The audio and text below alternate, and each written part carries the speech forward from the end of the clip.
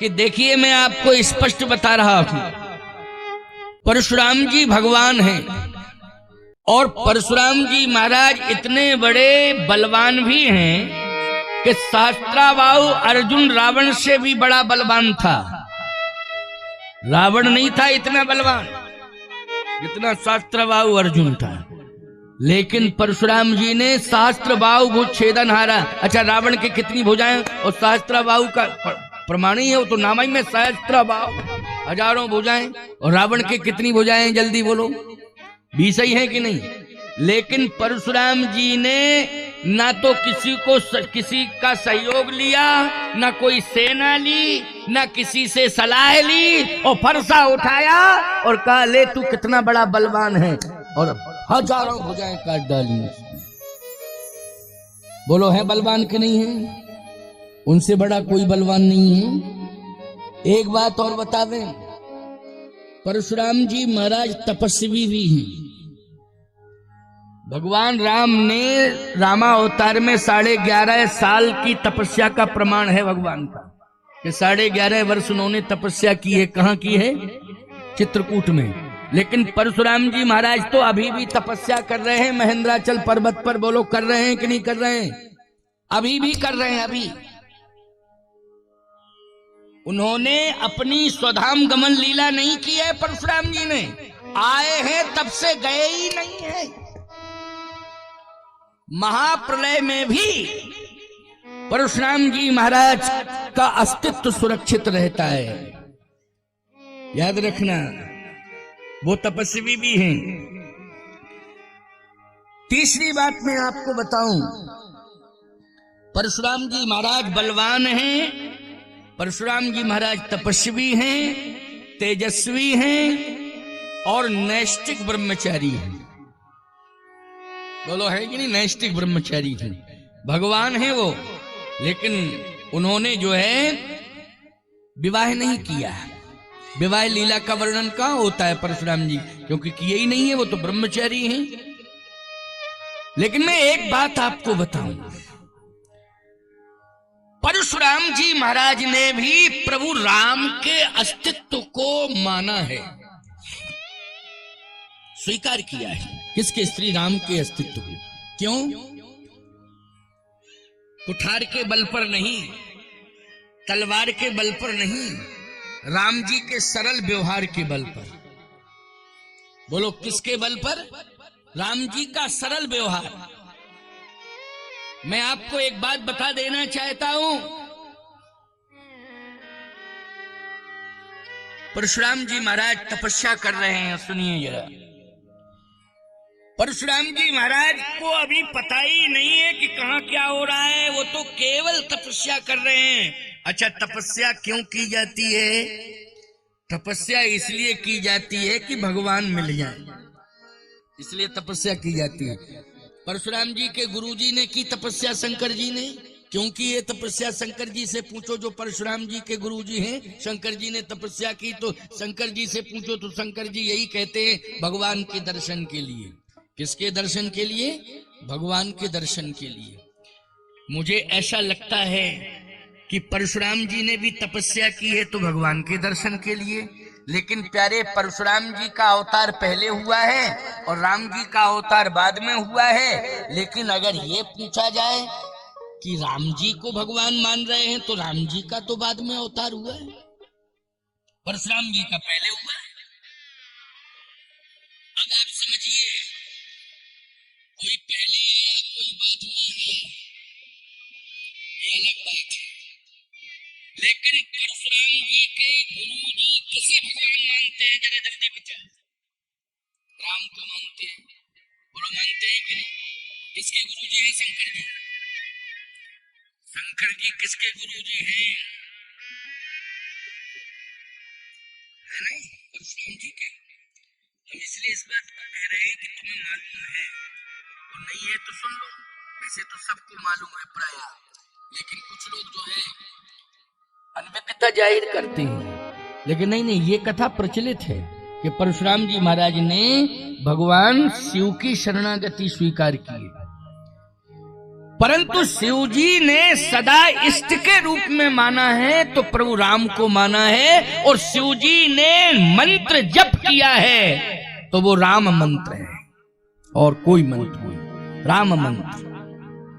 अच्छा, हमारे गुरुदेव ने जो मंत्र जपा होगा वही मंत्र हमें दिया होगा कि नहीं दिया होगा? बोलो कौन सा दिया होगा? परंपरा में तो वही मंत्र मिला होगा। परशुराम जी महाराज को कौन सा मंत्र दिया होगा शिव जी ने, जरा बताओ। शिव जी जिस मंत्र का जप करते हैं वही मंत्र बोलो किसे दिया होगा? जल्दी बोलो। परशुराम जी को। राम है क्या? बोले राम ब्रह्म परमारथ रूपा। राम ब्रह्म है। नेति नेति कही वेद निरूपा, ये दूसरा प्रमाण है। और तीसरा प्रमाण क्या है? व्यापक ब्रह्म निरंजन निर्गुण विगत विनोद,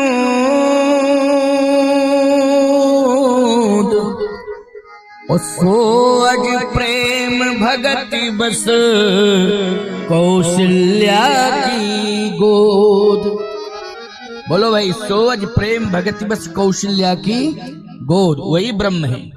तो इसका मतलब है ब्रह्म का चिंतन करते हैं और शिव जी राम राम ही जपते हैं। तुम पुनि राम राम दिन राति, तुम पुनि राम राम दिन राति, तुम पुनि राम राम दिन राति, तुम पुनि राम राम दिन राति, सादर जपहु अनंग राति, सादर जपहु अनंग राति, तुम पुनि राम राम दिन राति, तुम पुनि राम राम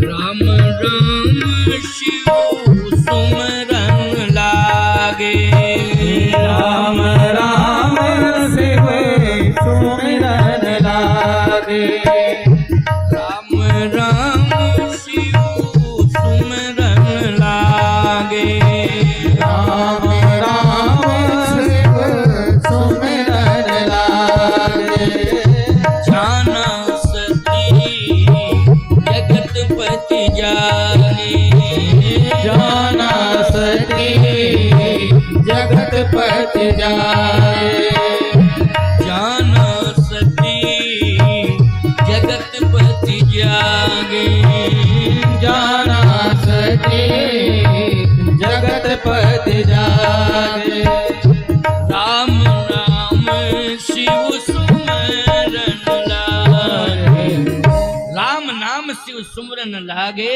जाना सती जगतपति जागे। तो राम नाम किसका नाम? राम नाम शिव सुमरन लागे, इससे पुष्टि हो गई।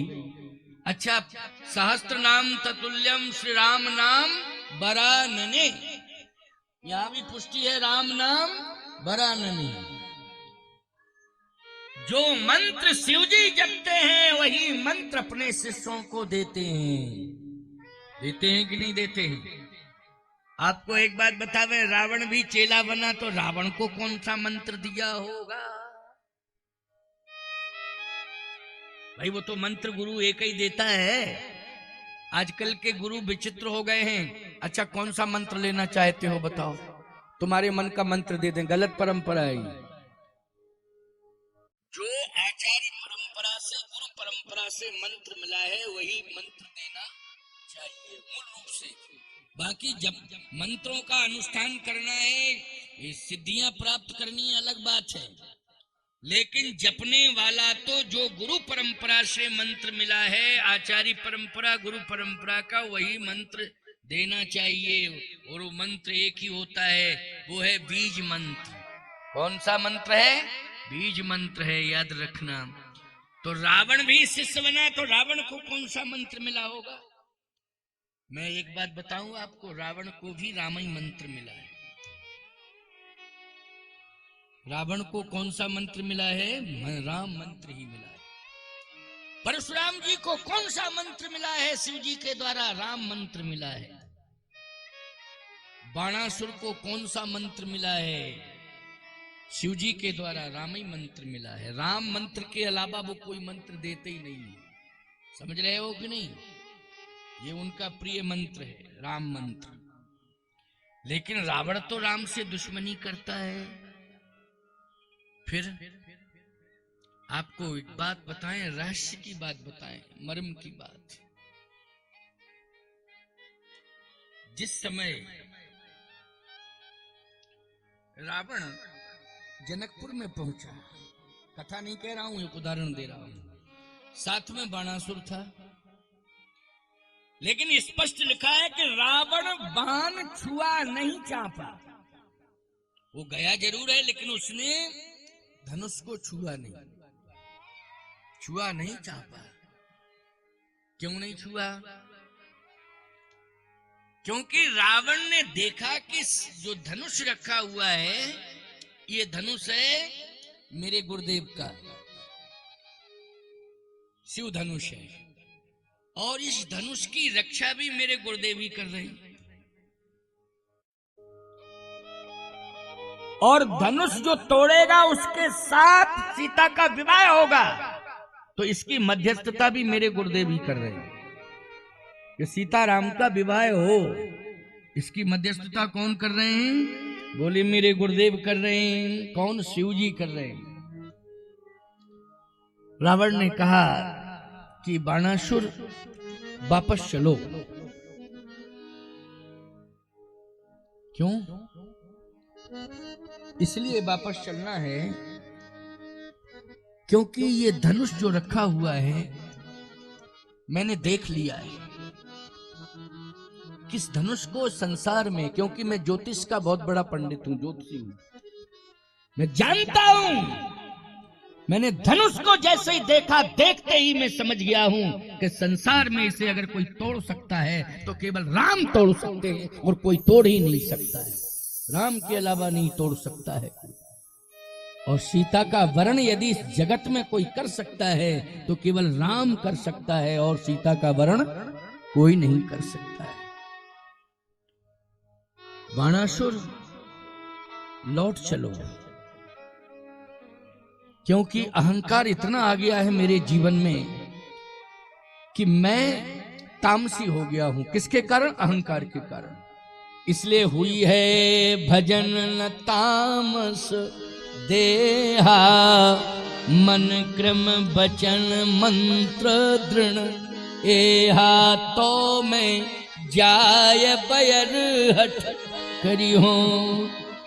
अब मैं हठ पूर्वक इनसे बैर करूंगा, और जब बैर करूंगा तो ये मेरा मरण करेंगे, और जब मरण करेंगे तो मेरा तरण हो जाएगा।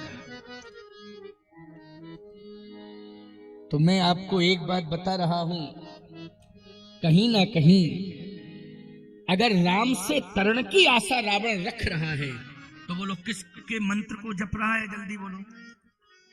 आप राम मंत्र जप के ही तो तरण की आशा रखते हो। बोलो। राम मंत्र जप के ही तरण की आशा रखते हो, तो रावण भी तरण की आशा रख रहा है राम से कि इनके हाथों से मरण होगा तभी मेरा तरण होगा। लेकिन हुई है भजन न, भजन में अब नहीं कर पाऊंगा। तो भाई बात यह है, या तो भजन करके तरण करो या राम के हाथों से मरण करके तरण करो। बस दो ही बातें हैं, या तो भजन करके तरण करो तो भजन होगा नहीं, अब तो राम के हाथों से मरूंगा, मेरा तरण हो जाएगा। बात समझ में आ गई है कि नहीं आ गई है? बोलो भाई।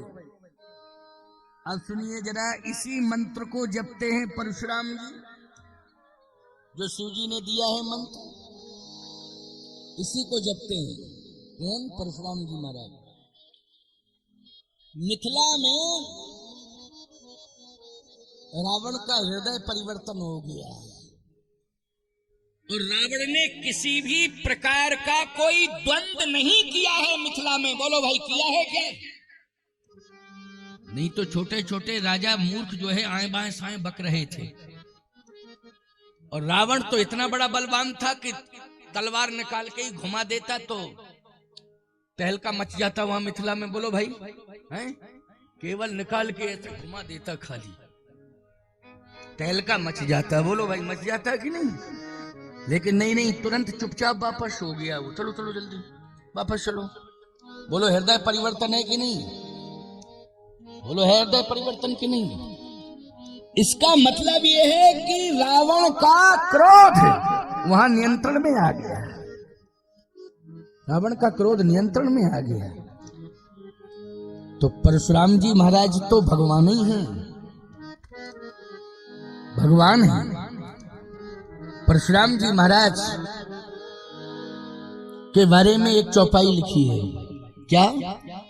घोर धार भृगुनाथ ऋषानी, घाट सुवद राम बरवानी। बोले, परशुराम जी की वाणी घोर धार भृगुनाथ ऋषानी, जैसे नदी में वेग चलता है और वो प्रबल वेग, उस वेग को देख करके ऐसा लगता है कि कोई गांव नहीं बचेगा, सब बह जाएंगे। नदी में इतना वेग आता है ना, जिसको बाढ़ कहते हो तुम। क्या कहते हो? बाढ़ आ गई है नदी में, बहुत बाढ़ आ गई है नदी में। परशुराम जी के आने पर यही लगा कि ये मिथिला में अब बाढ़ आ गई है, कोई परशुराम के क्रोध में सब बह जाएंगे, कोई भी बचेगा नहीं। लेकिन घाट सुवध राम बरबानी, राम जी ने बांध दिया। अच्छा बोलो, राम मंत्र क्या करता है? हमारे क्रोध का शमन करता है। राम मंत्र क्या करता है? जल्दी बोलो।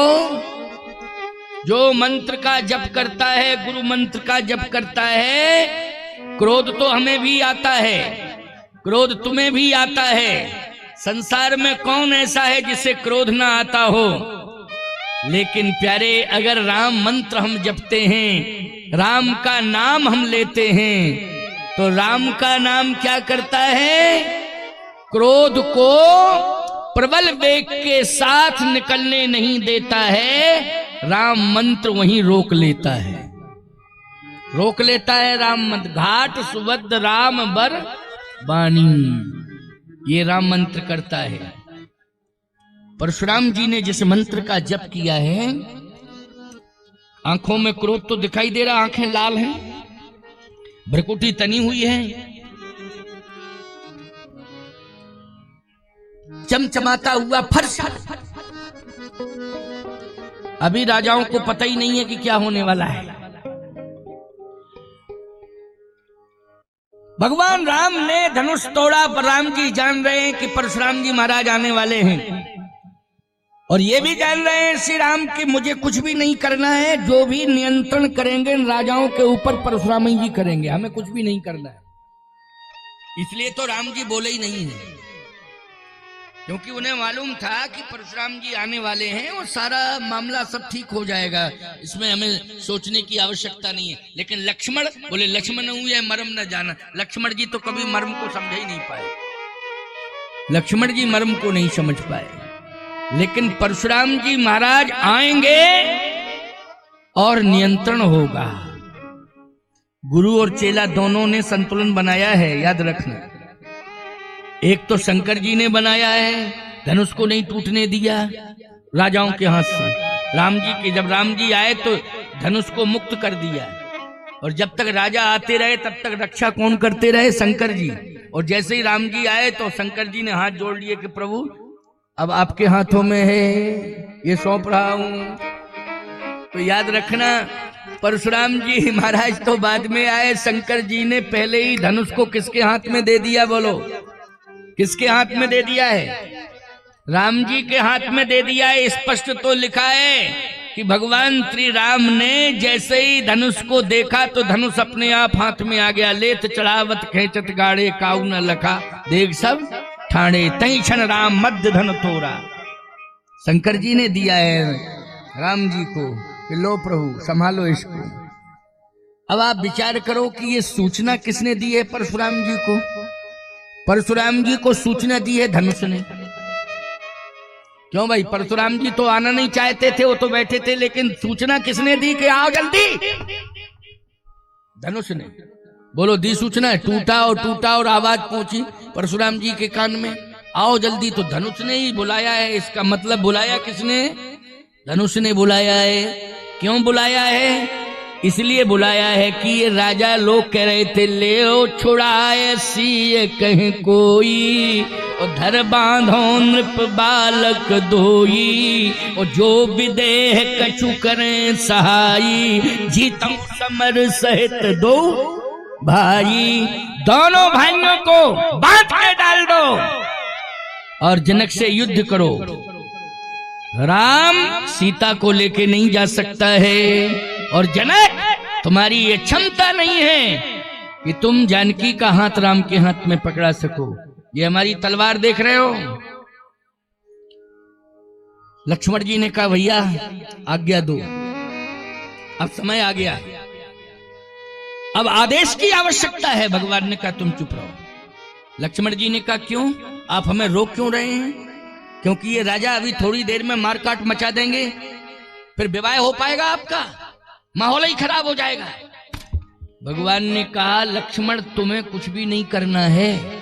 लक्ष्मण जी बोले आखिर बात क्या है? भगवान राम ने कहा बात यह है कि कैसी भी कंडीशन बिगड़ जाए ससुराल में, लेकिन दूल्हा कुछ भी नहीं कर सकता है। तो भाई दूल्हा चाहे लाठियां चले तो दूल्हा बैठे। अच्छा बोलो भाई, दूल्हा लाठी भागेगा क्या? कभी देखा आपने? दूल्हा तो बैठा ही रहेगा, वो कुछ भी नहीं कर सकता है। इसलिए मैं भी दूल्हा, तुम भी दूल्हा, ना हम कुछ करेंगे ना तुम कुछ करोगे।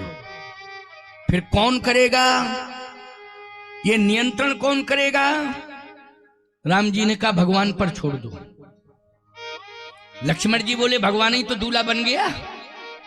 जब भगवान दूल्हा ही बन गया और दूल्हा बन के कुछ करना नहीं है तो फिर कौन भगवान? कहे लक्ष्मण तुम मुझे भगवान मानते हो, बहुत से लोग मुझे भगवान मानते, मैं भी किसी को भगवान मानता हूं, इसलिए मेरा भगवान आएगा और नियंत्रण करेगा, चिंता मत करो। जैसे शिव जी राम जी को सम्मान देते हैं और राम जी शिव जी को सम्मान देते हैं, वैसे ही प्यारे राम जी परशुराम जी को सम्मान देते हैं और परशुराम जी राम जी को सम्मान देते हैं। दोनों भगवानों में एक दूसरे के प्रति सम्मान का भाव है। समझ रहे हो कि नहीं समझ रहे हो?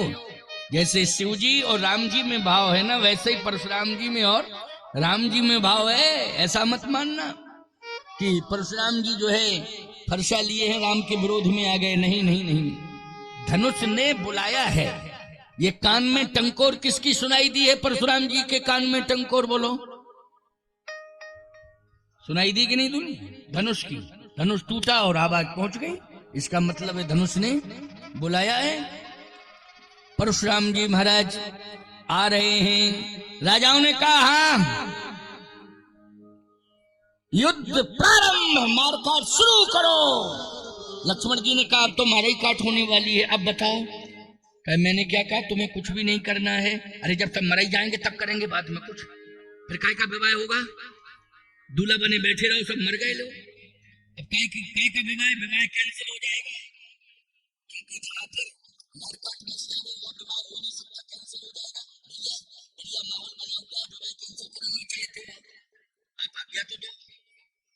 भगवान ने कहा नहीं नहीं नहीं, तो ठीक है फिर आप कह रहे हो तो अब ये मारकाट करने वाले हैं। राजाओं ने कहा क्यों? और जैसे ही तलवारें राजाओं ने निकाली उतने में परशुराम जी आ गए। आयु भृग कुल कमल पतंगा। परशुराम जी ने कहा सावधान। लक्ष्मण जी ने कहा ये कौन आया? बोले यही तो मेरा भगवान है। बोले बहुत ही तेज तर्रार भगवान है आपका, हमने तो पहली बार देखा है। इतना तेज तर्रार, बड़ा तेजस्वी भगवान है आपका, मस्तक चमचमा रहा है, हजारों सूर्यों का प्रकाश भी मंद पड़ रहा है इनके तेज के आगे, आंखें लाल हैं भैया, भुजाओं में तेज है, और इनका जो शस्त्र है ना, ये शस्त्र जो है, आपको तो धनुष पर बाण चढ़ाना पड़ता है, यहाँ तो डायरेक्ट सप्लाई। क्यों भाई, ना प्रतंचा खींचनी ना तूड़ी से बाण निकालना है, ये डायरेक्ट सप्लाई, बहुत ही अच्छा चमचमाता हुआ फरसा। भगवान ने कहा लक्ष्मण देखो, तुम बोलो मत, देखो। राजाओं ने जैसे ही परशुराम जी को देखा, परशुराम जी का सावधान, तुरंत राजाओं ने तलवारें नीचे कर ली, और बहुत से राजाओं ने तो तलवारें नीचे डाल दी, तलवारें नीचे डाल दी। देखो ये चरित्र में ऐसा मत मानना कि आपको बालकांड का सुना रहा हूं, इस चरित्र का अर्थ क्या है ये सुंदरकांड से जोड़ूंगा मैं, अभी जोड़ूंगा, क्योंकि विशेष शिक्षा थी तो मैंने कहा कि अब गुंजाइश तो कहीं मिलेगी नहीं, लेकिन निकालना पड़ेगी। अच्छा एक बात और बतावे, सुख सारिका जानकी जाए, कनक पींजरन राख पढ़ाए। देखो ये दोनों दो हैं, मिथिला में भी दो ही थे और यहाँ भी दो हैं, वो हमें लगता है सुख और सारिका ही लग रहे हैं। हाँ है? अपने आप आए, ये जनकपुर से सीधे यहीं चले आए, क्योंकि सीता जी ने पाला था इनको, सुख सारिका को सीता जी ने पाला था। कनक पिंजरन राख पढ़ाए, लेकिन युग बदल गया, सोने के पिंजरे में पालो तो लोहे के में पाल लिया, कोई बात नहीं। कहां से लाए सोने का? क्यों भाई, आजकल सोने का कहां से लाए, और लाए भी तो तुरंत ही जांच बैठ जाएगी कहां से आया इतना सोना। क्यों भाई, तो फिर समस्या खड़ी हो जाएगी, जवाब कौन देगा? इसलिए बहुत अच्छी व्यवस्था है। ये मिथिला से आए, उड़ के अपने आप आए हैं और सीधे यहीं आए हैं, बुलाया नहीं किसी ने, ना किसी ने खरीदा है, अपने आप आ गए। और ऐसे आए हैं गजब के कि आपको क्या बतावें कि जिस दिन से आए हैं कथा ही कथा सुन रहे हैं, आनंद ही ले रहे हैं, पूरा आनंद ले रहे हैं। बहुत अच्छी बात है, होना चाहिए। परशुराम जी महाराज ने देखा तो राजाओं ने तलवारें नीचे डाल दी, और जैसे तलवारें नीचे पड़ी हैं, लक्ष्मण जी बोले इतनी जल्दी सरेंडर, ऐसा तो पहली बार देखा भैया। भगवान राम बोले देखो तो, अभी तुम देखते जाओ, होगा क्या। परशुराम जी ने आंख उठा के देखा सबको, सभी राजा सिर झुकाते हुए चले आ रहे हैं ऐसे। सब राजा, लक्ष्मण जी ने कहा गजब की बात है। परशुराम जी ने ये थोड़ी कहा कि मेरे पास आओ, लेकिन अपने आप ही सिर झुका के जा रहे हैं सब। परशुराम जी के सामने जब एक राजा पहुंचा तो उसने पितु समेत कहीं कहीं निज नामा, लगे करण सब दंड प्रणाम। सब मानी जितने राजा थे सब लकड़ी की तरह पड़े हैं, दंडवत कर रहे हैं, तलवारें पड़ी हैं, हथियार पड़े हैं। राजा हाथ उठाए थे और फिर सीधे गए तो समर्पण हो गया, सरेंडर हो गए। परशुराम जी ने कहा उठो, कहां से आए हो? अमुक देश से आए। क्या नाम है तेरा? मेरा नाम फला फला। अच्छा, इसका मतलब तू उसका बेटा है कि नाती है? कौन है तू? मैं तो नाती हूं। यहां क्या जरूरत थी आने की? मैं तेरे बाबा को जानता था, और तू बाप से पूछना अपने, वो बताएगा सब। बाप मर गया कि है अभी?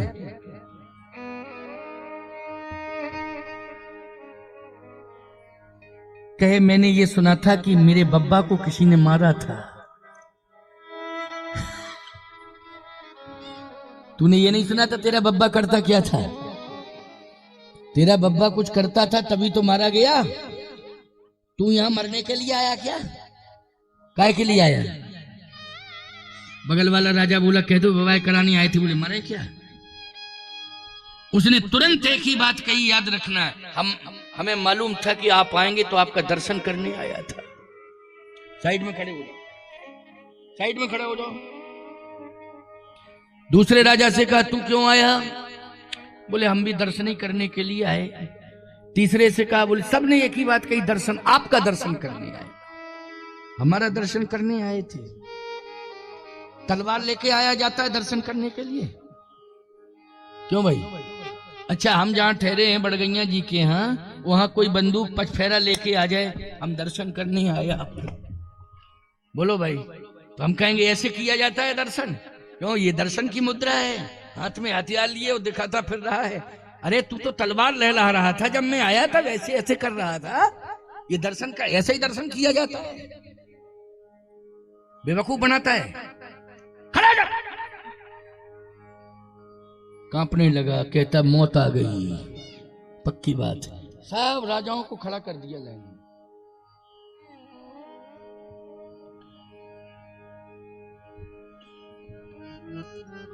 जैसे ही दृष्टि पड़ी तो धनुष के दो भाग थे, एक इधर पड़ा एक इधर पड़ा। परशुराम जी का क्रोध और बढ़ गया।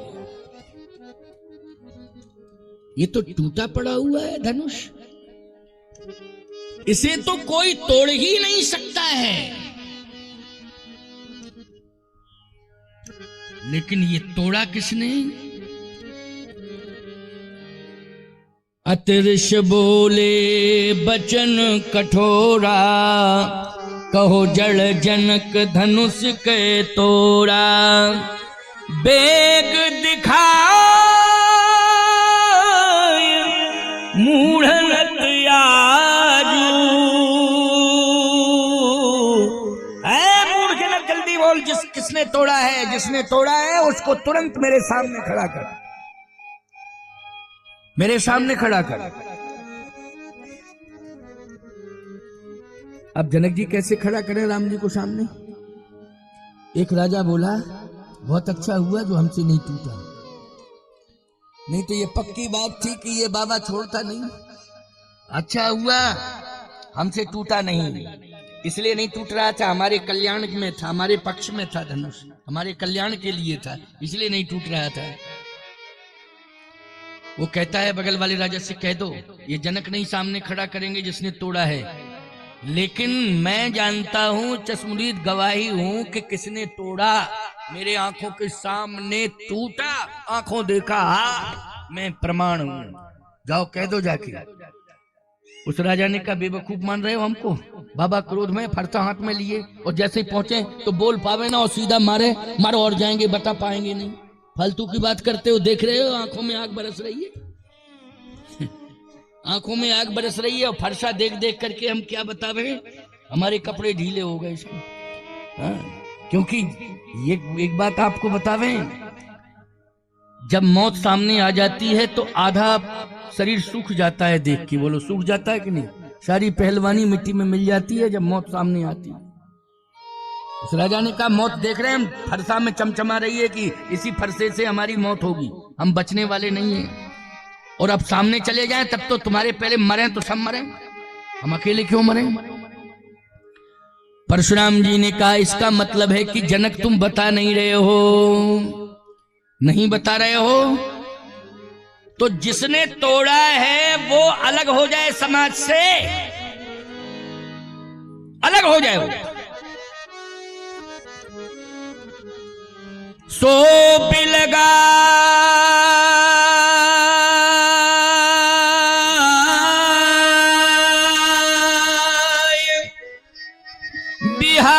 बिहार समाजा,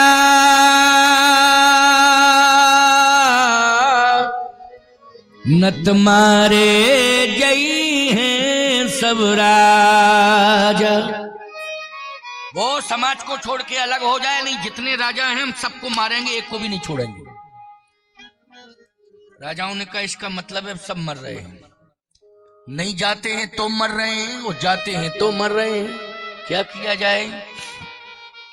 जनक की बात माननी चाहिए थी। जनक ने कहा तजऊ आस निज निज गृह जाऊ, अपने अपने घर जाओ। पहले ही चले जाते घर तो ये नौबत ही नहीं आती, लेकिन जब मौत ही आ गई थी, मरना ही था, इसलिए तो हम खड़े हैं। अब पक्की बात है, ये परशुराम का फरसा छोड़ेगा नहीं, क्योंकि इस फरसे की विशेषता यही है कि ये फरसा जो है जिसकी गर्दन पे आ जाता है, थोड़ा सा टच हो जाए बस तुरंत प्राण निकल जाते हैं। पूरा चलाने की जरूरत थोड़ी पड़ती, बस थोड़ा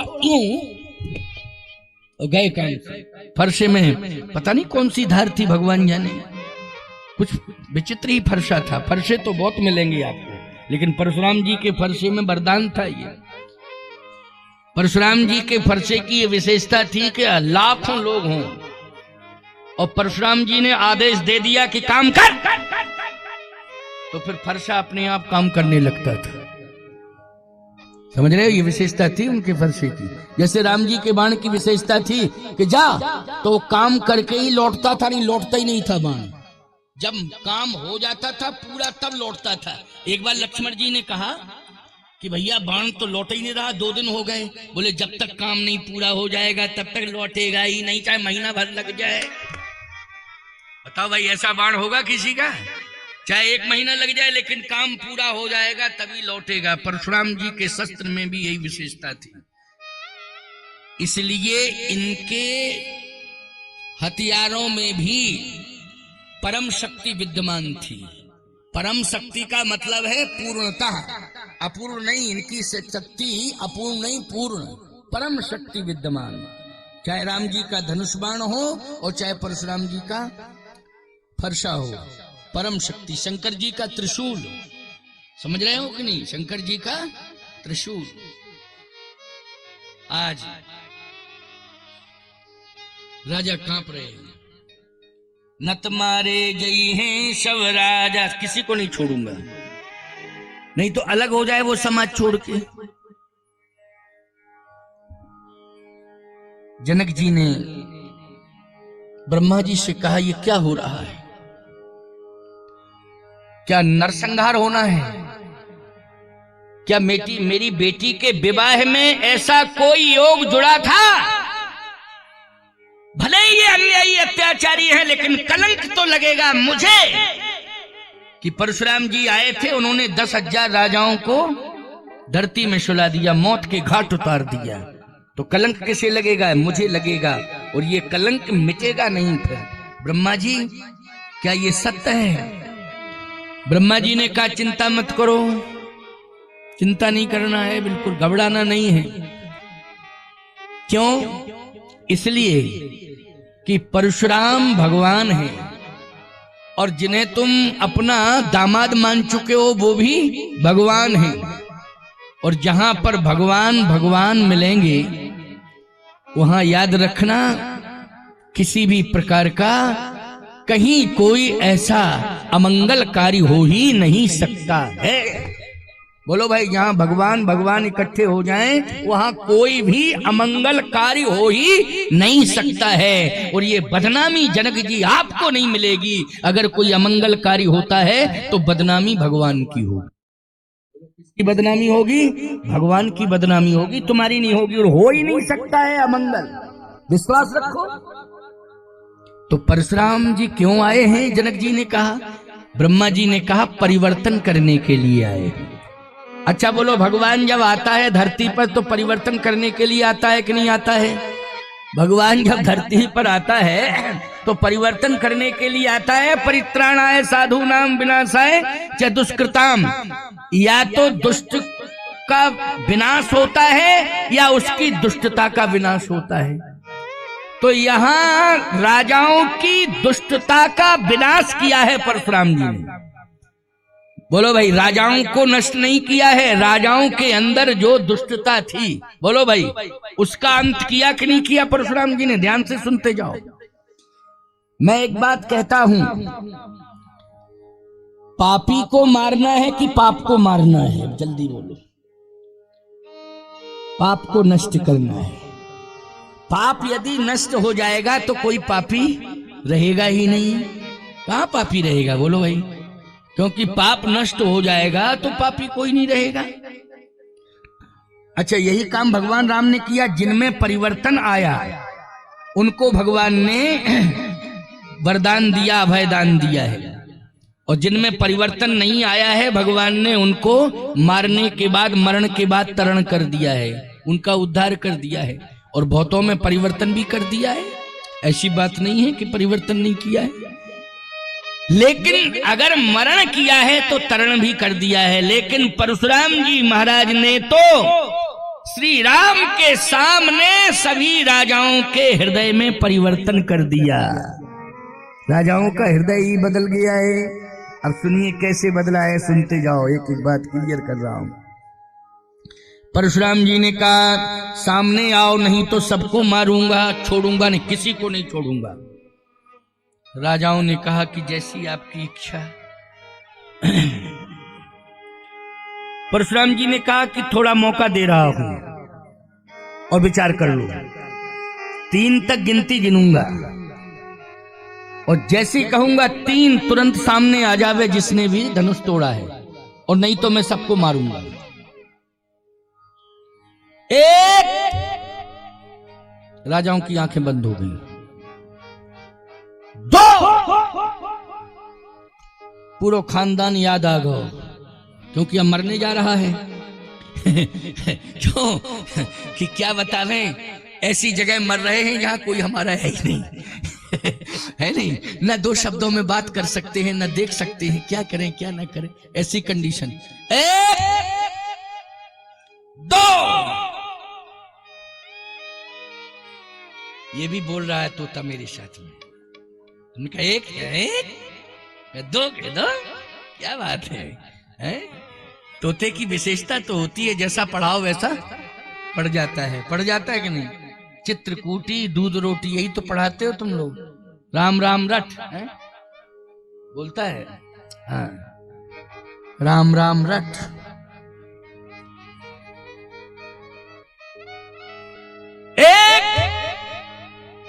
दो, 3। राजाओं ने कहा अब फरसा चलेगा, क्योंकि 3 हो गया। अब आंख बंद है, जैसे कहा 3, राम जी सामने आ गए। रामाई जी आ गए सामने। अब राजाओं की आंख बंद है। राजा लोग सोच रहे हैं कि हम तो 5वें 6वें नंबर पे खड़े हैं, तो पहले पहला वाला मरेगा, फिर दूसरा वाला, 7वें नंबर पे हमारा नंबर आएगा मौत का। लेकिन उसने कहा कि पहला मरने वाला इतनी आसानी से मर गया क्या? ना हिच ना घिच, कुछ सुना जी नहीं थी। क्यों भाई? मरने वाला व्यक्ति जब मरता है, जैसे फरता ही चलता या हथियार, तो आवाज थोड़ी बहुत तो होती, लेकिन क्या बात है कि आवाज नहीं आ रही है। क्या हार्ट फेल हो गया क्या?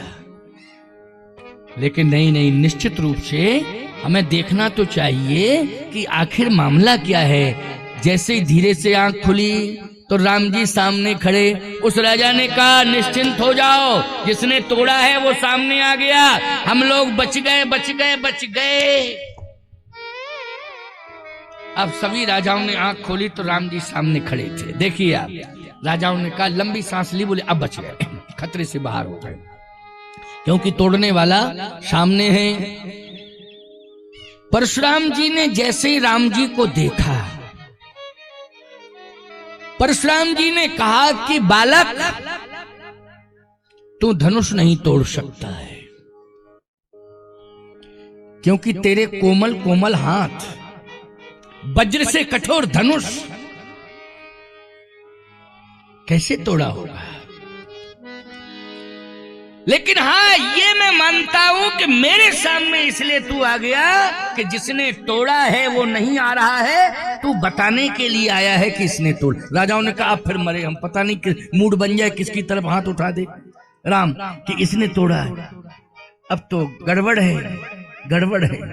नाम बता, जिसने तोड़ा है, मैं उसे छोड़ूंगा नहीं, विश्वास कर जाऊंगा, तेरी बात पर विश्वास करूंगा। क्या बताऊं, गजब की बात है। राम जी कुछ नहीं बोले। अब जनक जी सोच रहे हैं कि राम झूठ बोलते नहीं। क्यों भाई? राम जी झूठ नहीं बोलते। जब बाबा पीछे ही पड़ जाएगा कि बता बताओ, तो बताना तो पड़ेगा कि मैंने थोड़ा झूठ नहीं बोलते। राम की विशेषता है। जनक जी ने कहा कि क्या बताऊं क्या ना बताऊं, अब क्या करूं। जनक जी महाराज बगल में आ गए। क्या बात है जनक,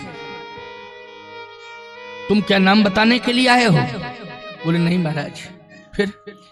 ये मेरी बेटी है, इसको प्रणाम कराने के लिए। अच्छा अच्छा, प्रणाम कराने के लिए आए हो। कहाँ है? सीता जी सामने आई और जैसे प्रणाम किया, ये कौन है? का बेटी, इसी का विवाह है। अच्छा, इसका विवाह है, आशीर्वाद चाहती है। परशुराम जी ने कहा अखंड सौभाग्यवती भव। जनक जी ने कहा 50% मामला निपट गया, क्योंकि अखंड सौभाग्यवती भव का आशीर्वाद मिला। बोलो 50% मामला निपट गया कि नहीं निपट गया? अब वो बात अलग है, थोड़ा मोड़ा दंड दंड मिल जाएगा, अलग बात है, लेकिन मृत्यु दंड से तो बच ही गया दामाद, बच गया। राजाओं ने कहा कन्फर्म है कि जनक बचा ले गया अपने दामाद को, अब मरे हम। अब पक्की बात है, मौत हम लोगों की मर्दा रही, ले दे करके मौत यहीं आ रही है, क्योंकि ऐसे टाइम पे आशीर्वाद दिलाया। और गोस्वामी जी ने लिखा है जनक बहोर, जनक बहोर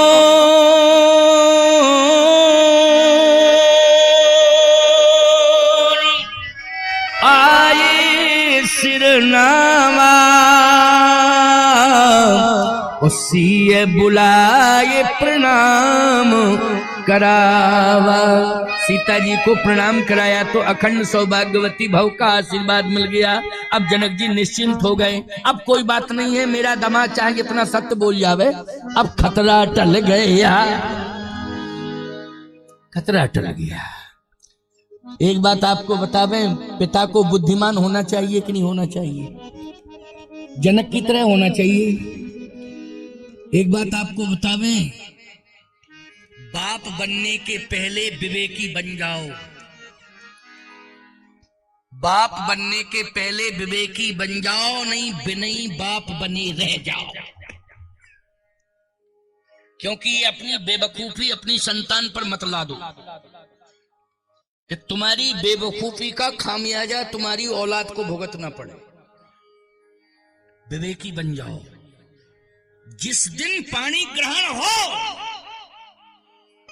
उस दिन संकल्प ले लो, क्योंकि पक्की बात है कि वंश चलाने के लिए तुम बाप बनोगे।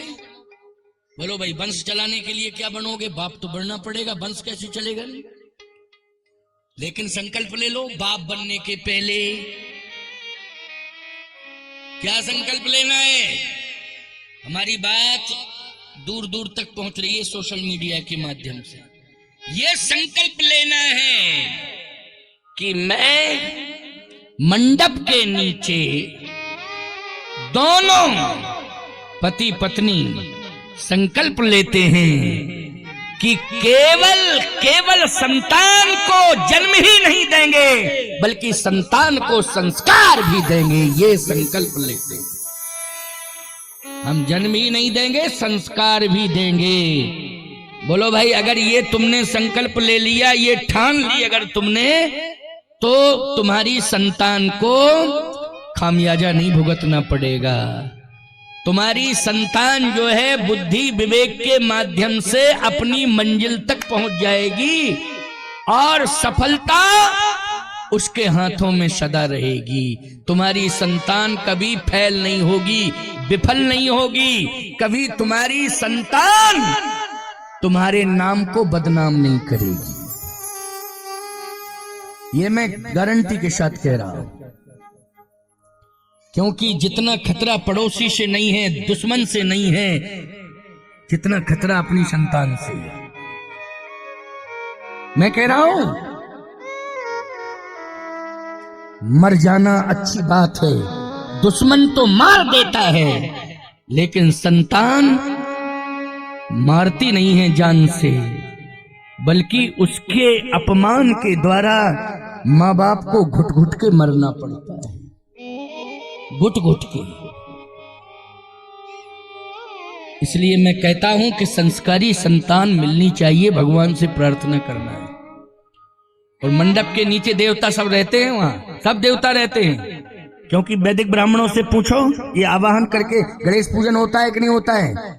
तो गणेश जी आ गए, ये मंगल के देवता हैं, बोलो उनके साथ में और सभी देवता आ जाते हैं कि नहीं आ जाते हैं।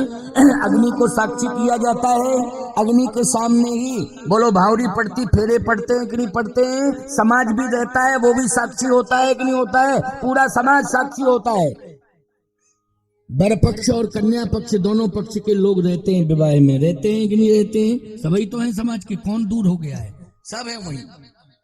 इसलिए मैं कहता हूं कि उस समय संकल्प तुम दोनों को लेना है कि हम केवल वंश चलाने के लिए ही संतान को जन्म नहीं देंगे, संस्कार देने के का संकल्प लेते हैं, कुछ भी हो जाए संस्कार देंगे।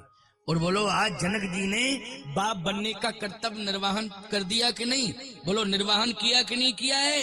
पूरी तरह से निर्वाहित हो रहा है जनक जी के द्वारा कि उन्होंने विवेक के द्वारा आज सीता जी को प्रणाम कराया, और प्रणाम करने का परिणाम क्या आया, दोनों की रक्षा हो गई, दोनों के अस्तित्व की रक्षा हो गई। बोलो हो गई कि नहीं हो गई, दोनों के अस्तित्व की रक्षा हुई। इसलिए मैं कहता हूं कि हनुमान जी ने भी प्रणाम किया था तभी सफल हुए, हनुमान जी ने प्रणाम किया तब सफल हुए, सीता जी ने प्रणाम किया तब सफल हुए हैं, राम जी ने प्रणाम किया तब सफल हुए हैं, हनुमान जी ने प्रणाम किया तब सफल हुए। बोलो हुए हैं कि नहीं। यही कही नाय सवन कहु माथा, ओ चलू हरस ही धर रघु नाथा, जनक बहोर आय सिर नावा, ओ सिय बुलाए प्रणाम करावा। राम जी ने भी प्रणाम किया है। नाथ संबुधन भंजन हारा, हुई है कोई दास तुम्हारा। बोलो भाई प्रणाम करके ही भगवान ने इस बात को कहा कि नहीं। नाथ मानी स्वामी, संबुधन भंजन हारा, हुई है कोई दास तुम्हारा। आपका कोई दास होगा, आप नाराज मत हो। धनुष तोड़ने वाला आपका कोई दास होगा। स्पष्ट नहीं कहा कि मैंने तोड़ा है, मैं ही दास हूं। राजाओं ने कहा देखो ऐसा गोलमोल बोल गया, साफ साफ नहीं बोला कि हुई है कोई दास। ये नहीं कहता हम ही दास है हमने तोड़ा, ये हुई है कोई दास। पता नहीं मूड बिगड़ जाए परशुराम जी का, किसे दास मान बैठे भाई के फरसा दे देवे। ये नहीं कह रहा है कि मैंने तोड़ा, मैं ही दास हूं, मैंने तोड़ा, हुई है कोई दास। क्या बतावे, स्पष्ट नहीं बोलता है। परशुराम जी ने कहा नहीं नहीं, दास तो ऐसा काम करेगा ही नहीं, दास ऐसा काम नहीं कर सकता है। ऐसा काम वही करेगा जिसने शिव का विरोध किया होगा। उसी ने शिवचाप का विरोध किया है। जो शिव का द्रोही है वही शिवचाप का द्रोही है, और शिवचाप का और शिव का द्रोही होगा, मैं निश्चित रूप से उसे छोड़ूंगा नहीं। एक बात आपको बतावे, राम जी से बड़ा शिव जी का कोई हमदर्द है? राम जी से बड़ा कोई नहीं है प्यारे। शिव जी का अस्तित्व सदा इस सृष्टि में बना रहे, इसकी सदा चिंता राम को रहती है, और मेरे राम का सम्मान सृष्टि में सदा बना रहे, इसकी चिंता शंकर जी को रहती है। बोलो दोनों को एक दूसरे के सम्मान की चिंता है कि नहीं। इसलिए ऐसा हो ही नहीं सकता है। परशुराम जी ने कहा नहीं, वो दास नहीं होगा, दास नहीं हो सकता है। धनुष किसने तोड़ा? लक्ष्मण जी ने कहा भैया थोड़ा आप बैक हो सकते हैं क्या? क्यों? इसलिए कि 7 बज गया है और कथाएं बहुत रखी है, बाबा बढ़ाते ही चले जा रहे हैं, और लगता है कि ये इस तरह से जो है समझ ही नहीं पाएंगे आपकी भाषा, क्योंकि आपकी लैंग्वेज नहीं समझ पा रहे हैं, और लैंग्वेज नहीं समझ पाएंगे तो दिन 2 दिन बीत जाएंगे, आगे प्रसंग नहीं बढ़ेगा। इसी तरह से प्रश्नोत्तरी चलती रहेगी। क्या चाहते हो लक्ष्मण? लक्ष्मण जी ने कहा कि बाबा जी की और मेरी लैंग्वेज मिलती जुलती है डायरेक्ट। अगर आप थोड़ा सा मौका दे दें तो 2 मिनट में फैसला हो जाएगा, ज्यादा समय नहीं लगेगा। अच्छा तो कुछ बोल लो, कोई बात नहीं, बोल लो। राम जी हल्का सा थोड़ा साइड में हुए, लक्ष्मण जी फ्रंट पर आ गए। अब राजाओं ने कहा देखो ये छोटा वाला क्या बोलता है, देखता हूं इसकी भाषा सुननी। परशुराम जी ने कहा अच्छा तूने तोड़ा है धनुष, तूने तोड़ा, तू सामने क्यों आ गया? मैं तो यही कह रहा था कि जिसने तोड़ा हो वो सामने आ जाए। इसका मतलब है तूने तोड़ा, तू सामने आ गया, और चंचल भी दिखाई दे रहा है। तू तेरा चेहरा बता रहा है कि चंचलत्व है। ये तो गंभीर है, बड़ा वाला सांवला बहुत गंभीर है, लेकिन तू बहुत चंचल है। मैं कह रहा था जिसने तोड़ा मेरे सामने आ जाए। तूने तोड़ा है, बोल तूने तोड़ा। लक्ष्मण जी बोले ये बताओ आपका था, पहले ये बताओ आपका था, पहले ये बताओ। परशुराम जी ने कहा मेरा धनुष नहीं था, तो आपके बाप का था क्या, ये बताओ। आप इतने नाराज क्यों हो रहे हैं? परशुराम जी ने कहा मेरे बाप का तो था। लक्ष्मण जी बोले कैसे, आपके बाप कौन है, आप अपने बाप का नाम बताओ। परशुराम जी ने कहा इतनी बहस तो किसी ने मुझसे नहीं की है, लेकिन तू अगर बोल रहा है तो लगता है बढ़ चढ़ के बोल रहा है। लक्ष्मण जी ने कहा पहले बाप का नाम बताओ, तब मैं अपना परिचय दूंगा मैं कौन हूं। अपने बाप का नाम बताओ। परशुराम जी ने कहा मैं ब्रह्मचारी हूं, साधु हूं, इसलिए गुरु को ही बाप मानता हूं। मेरा बाप तो शिव है। कहा अपने बाप से पूछो मेरा परिचय, मैं उनकी खोपड़ी पे बैठा हूं। क्यों भाई, शिव जी के सिर पर कौन बैठे हैं, जल्दी बोलो। परशुराम जी ने कहा, राजाओं ने कहा बड़ा तेज तर्रार है ये, देखो कैसी सप्लाई कर रहा है शब्दों की, हैं? और ऐसा बढ़िया बोल रहा है, साफ साफ बोल रहा है। कहे अपने बाप से पूछो मैं उनकी खोपड़ी पे बैठा। अच्छा लक्ष्मण जी शेष है कि नहीं, जल्दी बोलो, है शेष कि नहीं? और शिव जी के मस्तक पे कौन है, सर पे बैठा है कि नहीं बैठा है, बोलो। पूरे शरीर ही में लपटा है, गले में अलग, सिर पर अलग, बाहुओं में अलग, हैं? कटी परिधान पे अलग, सर्प ही सर्प है, एक सर्प नहीं है, अनेक सर्प हैं। फर्स्ट क्लास का मणि वाला वो ऊपर है, क्योंकि हेलोजन का काम करता है वो मणि वाला है, जहां अंधकार हो तुरंत रोशनी, मणि है ना, इसलिए। परशुराम जी ने कहा तुम कौन हो? कहा अपने बाप से पूछो। धनुष तुमने तोड़ा है क्या?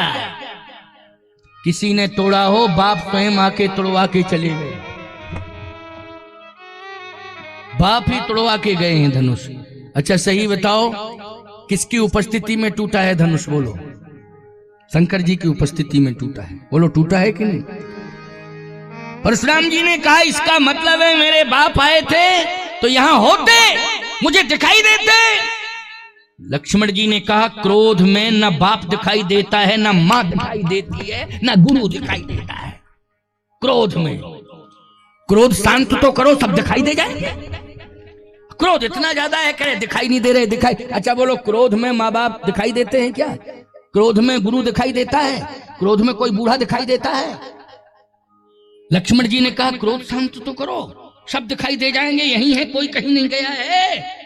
लेकिन क्रोध के कारण आग बरस रही है आंखों में, इसलिए कुछ भी दिखाई नहीं दे रहा है। थोड़ा सा नेत्र खोल के देखो। जैसे ही नेत्र शांत हुए देखा तो राम ही चितई, राम ही चितई रहे थक लोचन, रूप अपार मार मदमोचन। जिस समय श्री राम जी को शांत नेत्रों से देखा तो रूप अपार मार मद मोचन। अच्छा एक बात बताओ, काम को मारने की क्षमता किसमें है? राम में। क्रोध को मारने की क्षमता किसमें है? राम में। लोभ को मारने की क्षमता किसमें है? राम में। मोह को मारने की क्षमता किसमें है? राम में। वही राम तो सामने खड़े हैं। काम, क्रोध, लोभ, मोह, मद, मत्सर, ईमानदारी के साथ बताओ, सारे समाप्त हो जाते हैं। और जिस समय नेत्र भर के देखा श्री राम को तो क्रोध चला गया, क्रोध चला गया। कथा बहुत लंबी है, उसको बहुत विस्तार नहीं दे पाएंगे, क्योंकि देख रहे हैं 7:04 हो गए हैं। 8 बजे तक ही तो बोलेंगे, इसके बाद आरती होगी, 8:30 बज जाएगा। जाते जाते निकलते निकलते यहाँ से मंच से उतरते 9 बज जाता है। और मैं लगभग 4:30 पर तो आ ही जाता हूँ, 4 4:30 बजे। और 5 बजे से कथा प्रारंभ हो जाती है। और 5 बजे से होती है तो फिर स्तुति वंदना करते कराते लंबी कथा, फिर वो 8 बज ही जाता है। तो 3 घंटे तो कार्यक्रम मंच का हो ही जाता है। फिर आरती होती है, प्रसाद वितरण होता है, आधा पौन घंटे इसमें लग जाता है, टाइम हो जाता है, क्योंकि समय लगता है।